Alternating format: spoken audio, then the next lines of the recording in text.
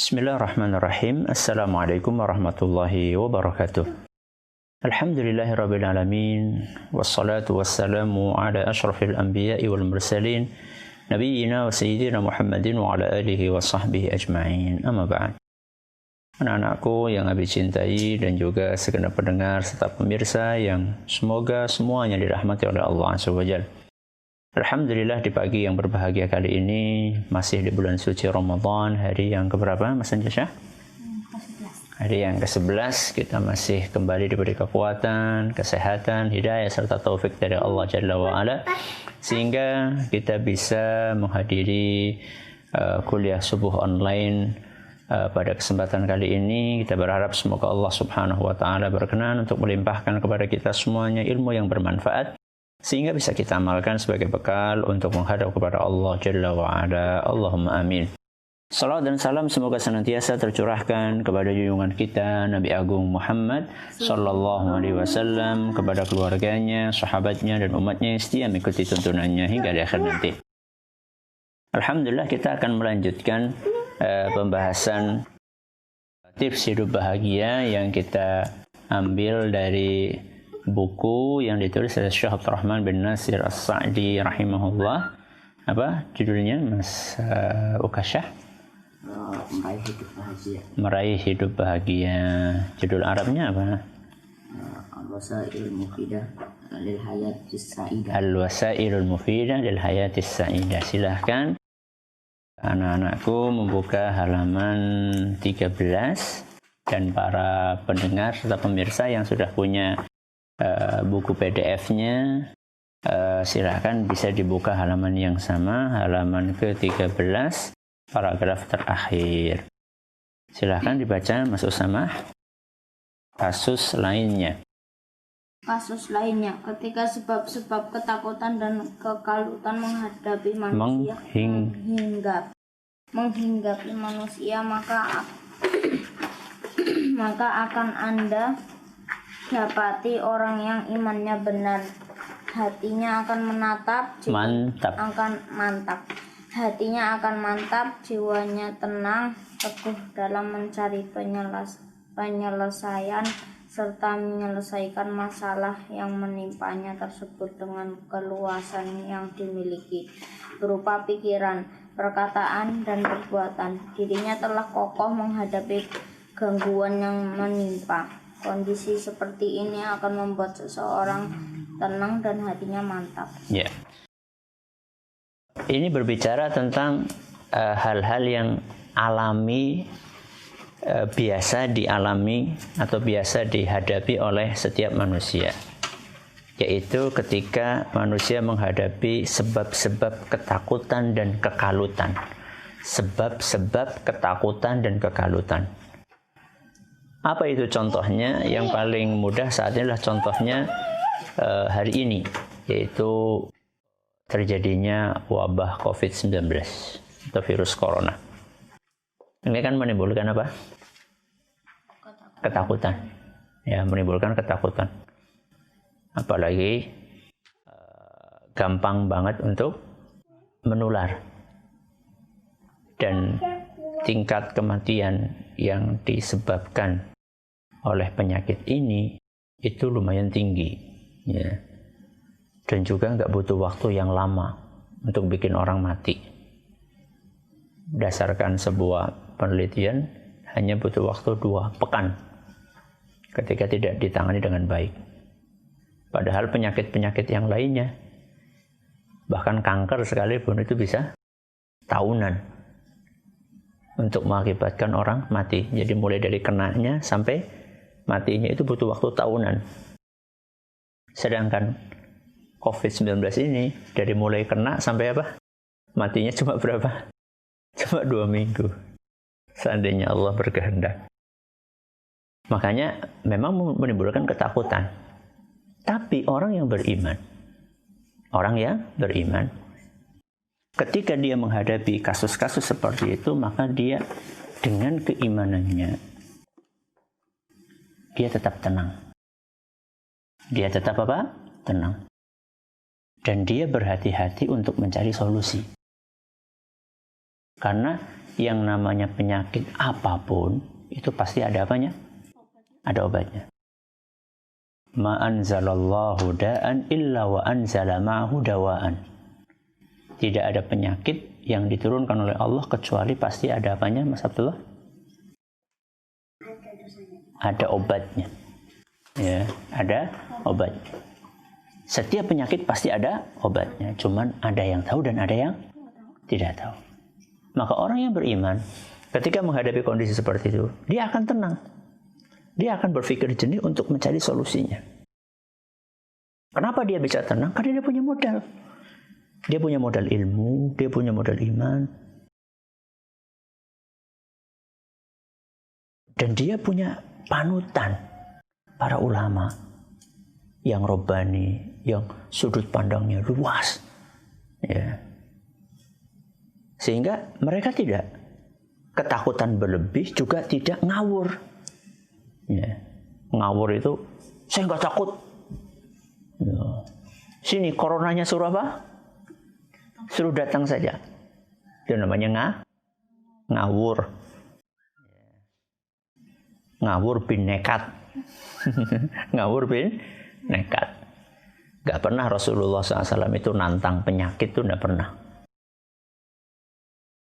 Dikhawatirkan malah itu adalah pertanda kesombongan.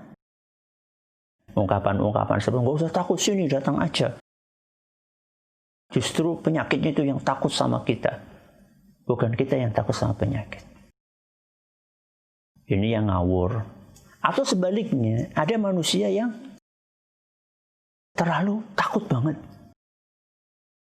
Jadi ada yang nekat, ada yang ketakutan berlebihan. Ini juga nggak benar. Ketakutan berlebihan itu akhirnya nggak ngapa-ngapain gitu loh. Baca berita, korban ini, akhirnya takut. Akhirnya matinya bukan karena corona, tapi karena apa? Karena ketakutan. Ya. Ini dua sikap sama-sama salah. Terus apa sikap yang benar? Sikap yang benar adalah bertawakal dan berusaha. Kita harus tawakal maksimal kepada Allah, tidak takut kecuali dengan apa yang ditakdirkan oleh Allah Azza wa Jalla. Kemudian juga kita harus berikhtiar. Ikhtiarnya apa? Tanyakan kepada ahli kesehatan, karena ini kaitannya dengan masalah kesehatan. Ketika ahli kesehatan mengatakan bahwa potensi penularan penyakit ini adalah dari kerumunan. Dari apa? Kerumunan. Apa sih artinya kerumunan? Ngumpul-ngumpul. Interaksi yang terlalu dekat. Dan itu juga ternyata sesuai dengan sabda Nabi SAW. Firra minal majzumi firaraka minal asad.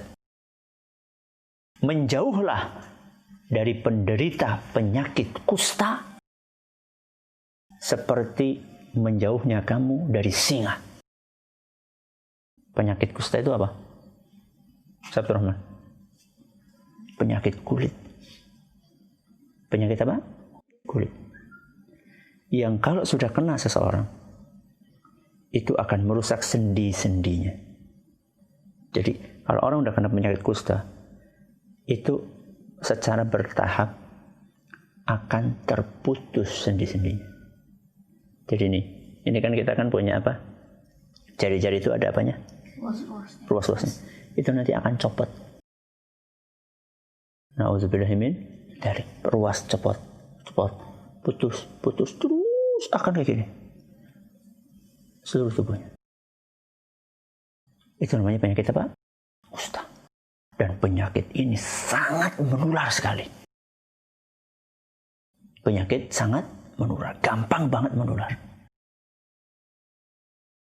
Bisa kepada anaknya, menurun kepada anaknya, atau orang yang berdekatan dengan dia. Nabi SAW apa nasihatnya? Menjauhlah dari orang kena penyakit kusta. Kenapa?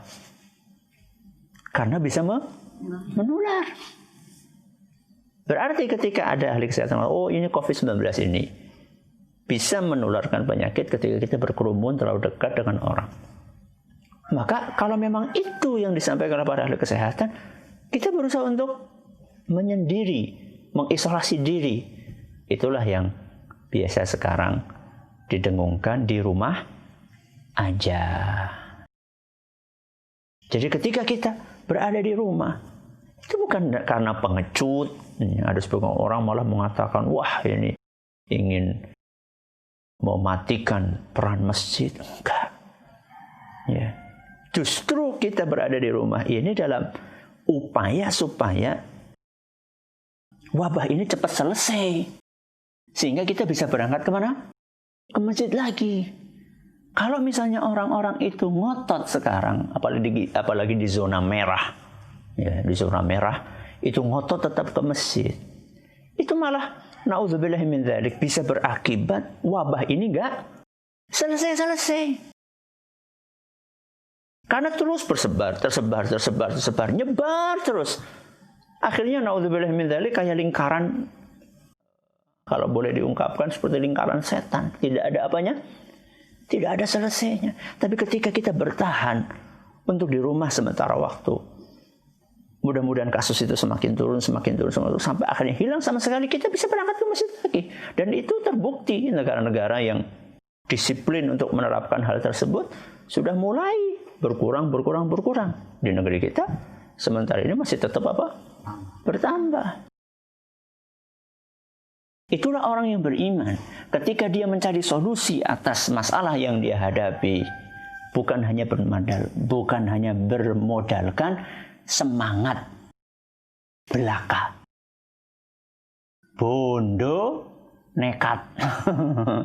Bukan hanya berdasarkan bondo, nekat, tapi berdasarkan ilmu dengan bimbingan para ulama. Nah sekarang bagaimana dengan orang yang tidak memiliki keimanan? Mas Abdurrahman, sebagaimana akan Anda dapatkan orang yang tak memiliki keimanan mengalami kondisi sebaliknya.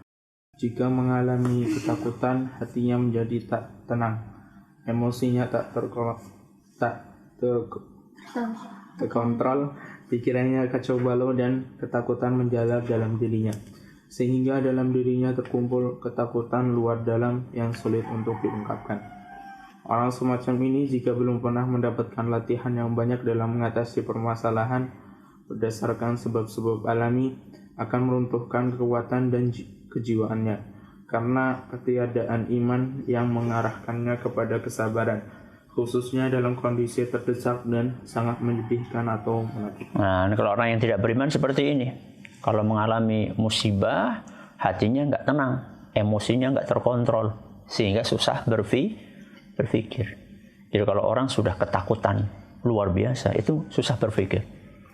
Ya, susah apa? Berpikir. Kenapa? Karena dia nggak pernah latihan, sudah nggak pernah latihan, nggak punya keimanan. Akhirnya ketika mengalami kondisi-kondisi susah seperti itu, pikirannya kacau balau. Ya, pikirannya kacau balau. Ya, bahkan naudzubillah min dzalik, bisa jadi dia gelap mata. Gelap mata itu adalah mengambil solusi pintas, bunuh diri. Ada nggak orang gara-gara masalah ekonomi gantung diri? Ada nggak? Ada. Ya, ada yang minum baygon. Astagfirullah. Masa baygon diminum? Kenapa? Karena pikirannya buntu. Dia nggak punya modal keimanan. Kalau dia punya modal keimanan, dia bersabar. Kemudian berusaha untuk bertawakal kepada Allah. Akhirnya Allah memberikan solusi, memberikan jalan keluar kepada dia, sehingga dia bisa menghadapi ujian itu dengan sukses. Ya, lanjut. Siapa? Mas Ukasha?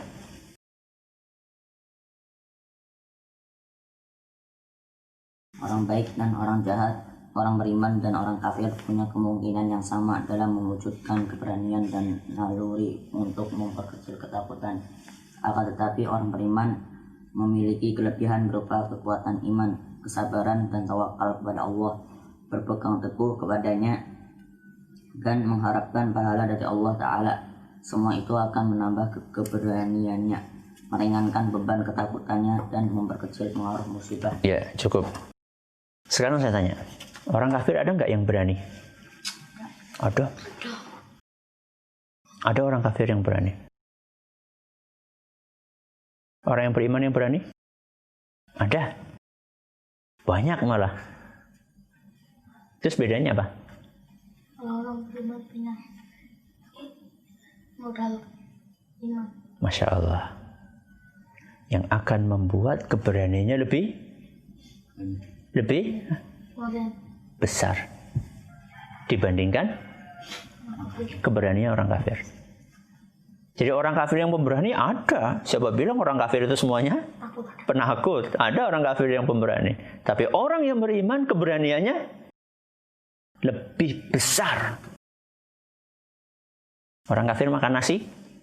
Makan nasi. Orang beriman makan nasi? Makan nasi. Kenapa orang beriman bisa lebih berani? Karena dia punya modal keimanan. Dia juga punya modal kesabaran. Dan dia juga punya modal tawakal. Apa? Keimanan, kesabaran, tawakal. Sehingga ketika dia berangkat jihad fisabilillah, maka dia takut mati. Justru dia pengen mati karena ketika orang mati di medan jihad, maka dia akan mendapatkan syahadah. Dia akan mati syahid dengan izin Allah Subhanahu wa ta'ala. Ini yang ditakuti oleh orang-orang kafir. Kalau orang kafir jihad pengennya, kalau orang kafir berperang pengennya apa? Menang, dapat harta rampasan, ya. Harta rampasan perang, dapat penghormatan, dapat penghargaan. Kalau orang yang beriman, justru dia mengharapkan untuk bisa gugur di medan jihad fisabilillah. Ya, silahkan dibaca Mas Anjasa sebagaimana Allah berfirman, "La takunu ta'lamuna fa innahum ya'lamuna kama ta'lamun wa tarjuna minallahi ma la yarjun." Jika kamu menderita kesakitan, maka sesungguhnya mereka pun menderita kesakitan pula. Sebagaimana kamu menderitanya, sedang kamu mengharap dari Allah apa yang tidak mereka harapkan. Surat An-Nisa ayat 100. Masya Allah, ini bagus sekali ayat ini. Surat apa? An-Nisa ayat 104. In takunu ta'lamun. Ketika kalian menderita sakit, perang, kemudian terluka. Sakit enggak? Sakit. Bukan terkena silet, tapi pedang. Tembak. Kemudian tombak. Na'udzubillahi min dzalik. Fa innahum ya'lamuna kama ta'lamun. Ingat, mereka juga kesakitan. Mereka itu siapa? Orang-orang kafir. Mereka juga kesakitan. Emang yang kena tombak cuma orang yang beriman? Enggak. Ya. Terus apa bedanya kalau kayak gitu? Bagus. Wa tarjuna minallahi ma la yarjun. Bedanya kalau kalian orang yang beriman itu mengharapkan dari Allah. Mengharapkan apa? Pahala. Mengharapkan pahala, mengharapkan surga. Itu yang kalian harapkan dari Allah. Dan itu tidak akan didapatkan oleh orang kafir. Na'udzubillahi min dzalik, kalau orang kafir matinya mati apa? Sia-sia. Atau dengan ungkapan lain mati konyol. Kalau orang yang beriman, dia mendapatkan pahala dari Allah Subhanahu wa Ta'ala seandainya dia ikhlas. Terakhir Mas Abdullah, mereka juga akan mendapatkan pertolongan Allah dan pertolongan dan bantuan khusus dari Allah Ta'ala yang dapat menghilangkan ketakutan. Wasbiru innallaha ma'as-sabirin. Dan bersabarlah kalian, sesungguhnya Allah bersama orang yang sabar.